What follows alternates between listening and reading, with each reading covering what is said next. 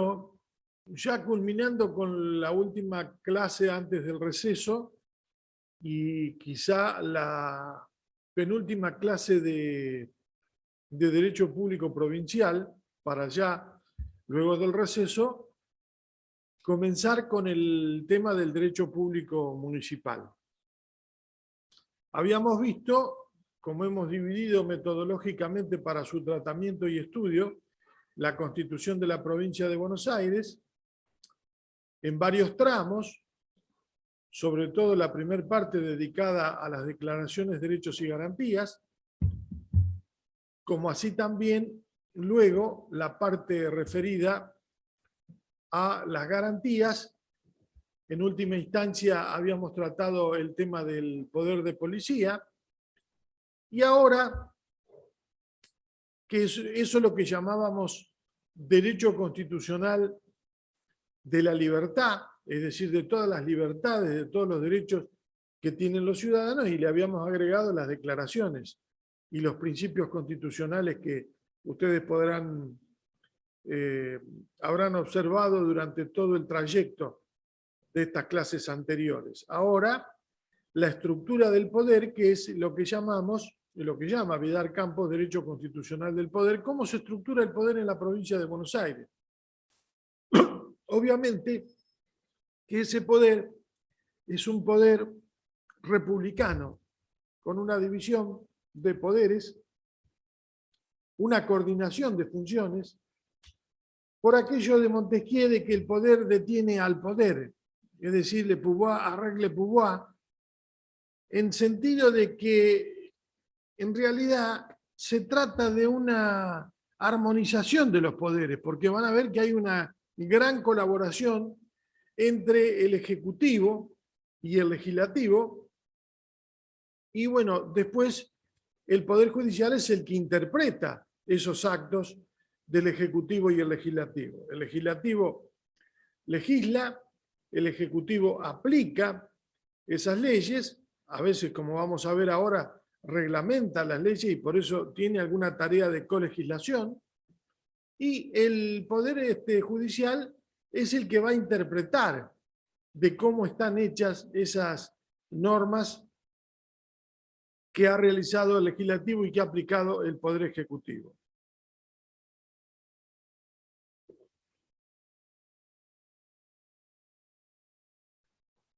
Bueno, dicho esto, pasamos a analizar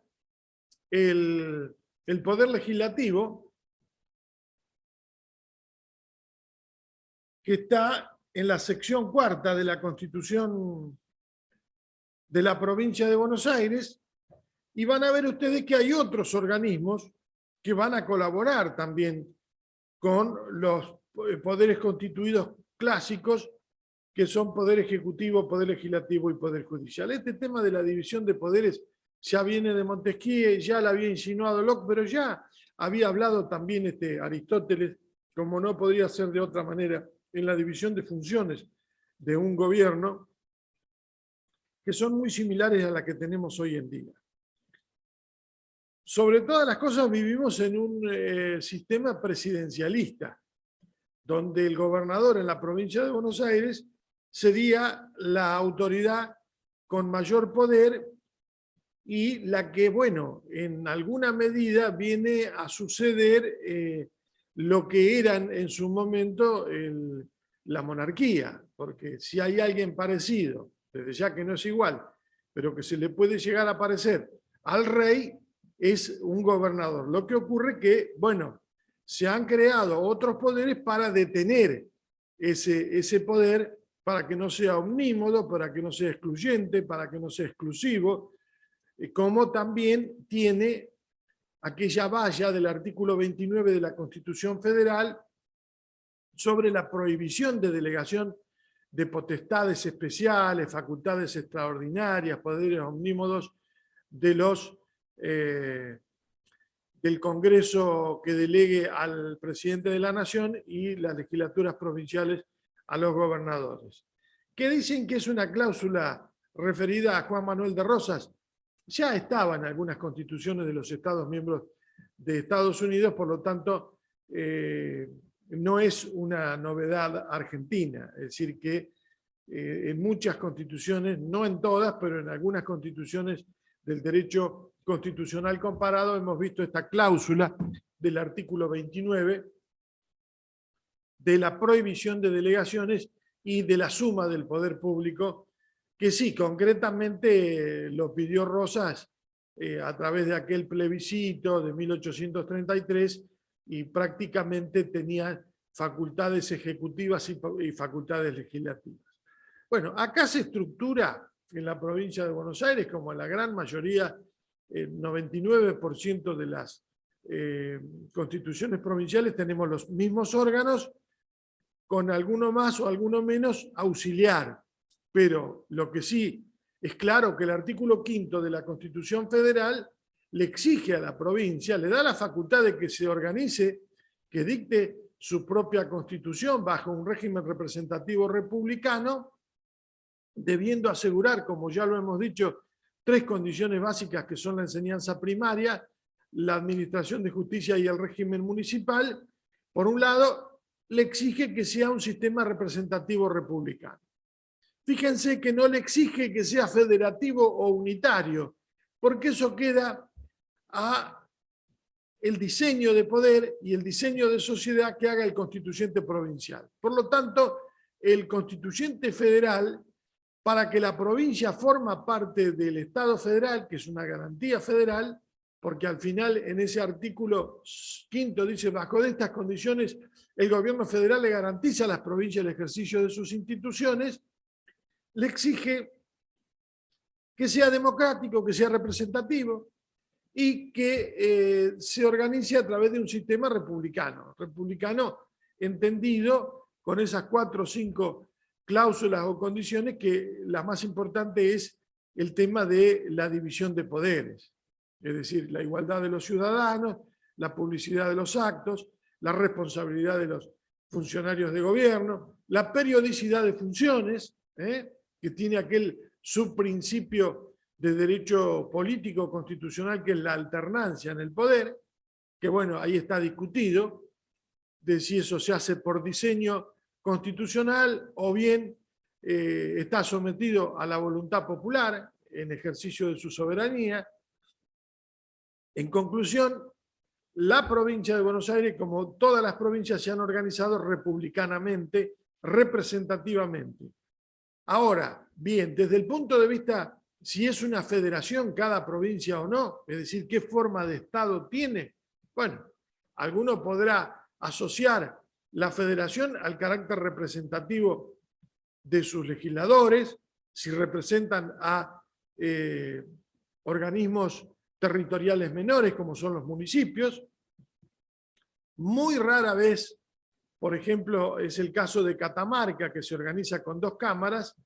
muy rara vez hemos visto de que los senadores, por ejemplo, que es la cámara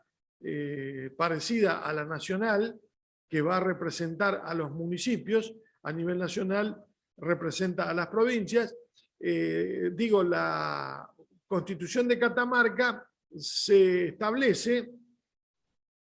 o se divide en 16 departamentos o 18 departamentos municipales y cada departamento elige un senador. Es decir, que es la más parecida a un sistema electoral federativo. Después, bueno, obviamente que el tema federal obedece al principio de la descentralización del poder y que esos poderes que se descentralizan tengan el poder efectivo, por ejemplo, para tener cierta autonomía. Y allí está el debate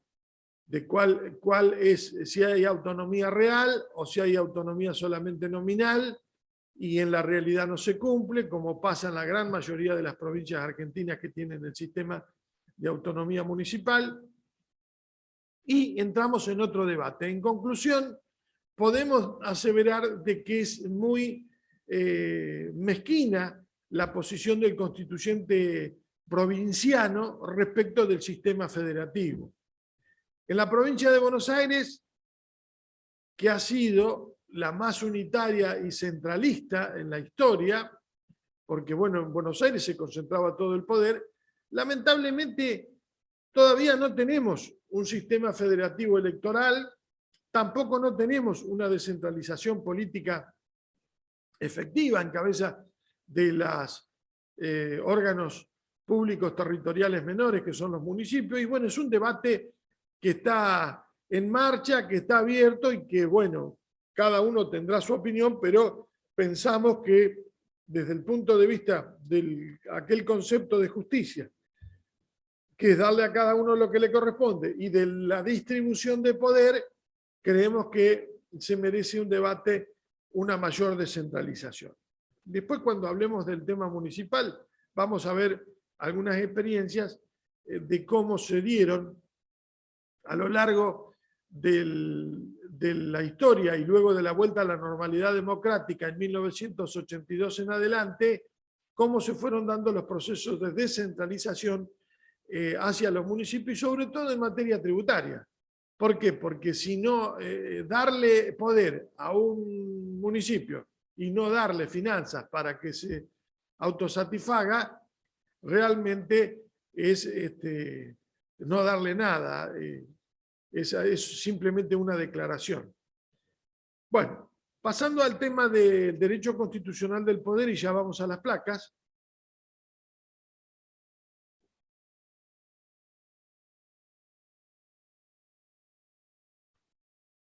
Ahí vemos la estructura del poder en la provincia de Buenos Aires.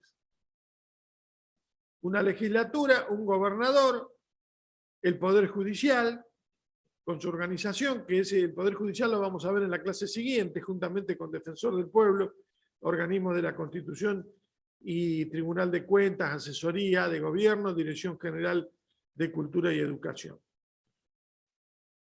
La estructura de poder político institucional, entonces, fíjense cómo queda de acuerdo al cuadro siguiente.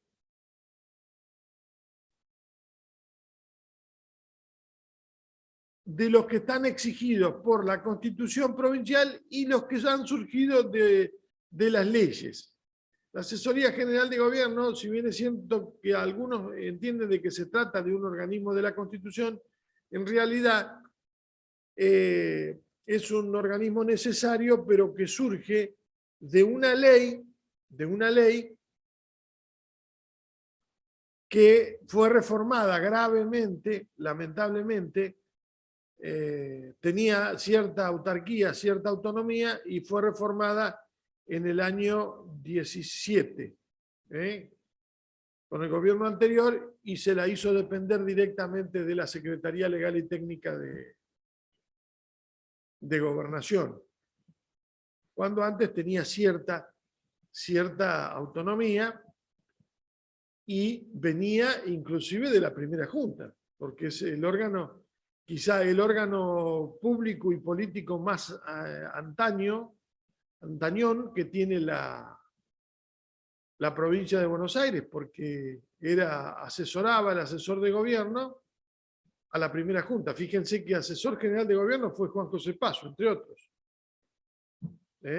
Y siempre había este organismo que era el que motivaba los actos de gobierno, los actos jurídicos de derecho público que hacía el gobernador, y también asesoraba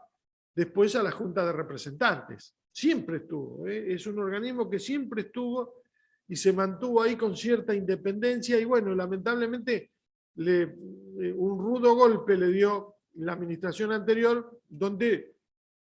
lo sacó de quicio y le sacó cierto poder de autonomía, y ahora depende del Ejecutivo. De Gobernación depende de la Secretaría Legal y Técnica. Hecho histórico hasta 2017, el de la Asesoría de Gobierno. Bueno, hasta creo que Vélez Arfield también fue asesor de gobierno, y también Gorostiaga, Benjamín Gorostiaga, aquel santiagueño que luego se provincializó, que estuvo en la Constitución del 53, y por rara paradoja, fíjense, les cuento esta anécdota, por rara paradoja, en el año 54-55, él, siendo convencional constituyente por Santiago del Estero para la Confederación Argentina, vuelve a Buenos Aires y es asesor general de gobierno en el estado de Buenos Aires.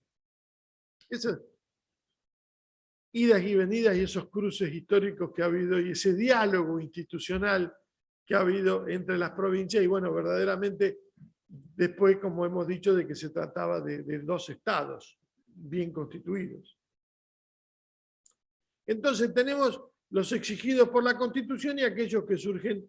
que tienen una raigambre histórica, pero que han sido desconocidos por la Constitución y son reconocidos legalmente. La legislatura, otra vez el gobernador, el Poder Judicial, los organismos de la Constitución provincial, que ahí hay dos que después vamos a agregar, que es Contaduría y Tesorería, que ayudan al control de los actos de gobierno del Ejecutivo Provincial, sobre todo Fiscalía de Estado, Tribunal de Cuentas. Los extrapoderes, podemos decir que acá intervienen los órganos ejecutivo y legislativo para su designación, pero que tienen cierta autonomía. El Consejo General de Educación, la Dirección General de Cultura y Educación y el Defensor del Pueblo. Acá yo me animaría a corregir el tema de la Dirección General de Cultura y Educación porque es un ministerio, pero se sigue llamando Dirección General de Cultura y Educación, porque así está en la Constitución y tiene un Consejo General de Educación, que ese sí es el organismo que coincide con esta denominación de consejo y que va a asesorar a la Dirección General de Escuelas. Y el Defensor del Pueblo, que como hemos visto en el amparo, es el que lleva la voz cantante cuando temas de medio ambiente, temas de usuarios y consumidores, temas de derechos públicos subjetivos que hacen a la función de gobierno, interviene el Defensor del Pueblo. Puede intervenir de oficio o a pedido de parte. Después lo vamos a ver.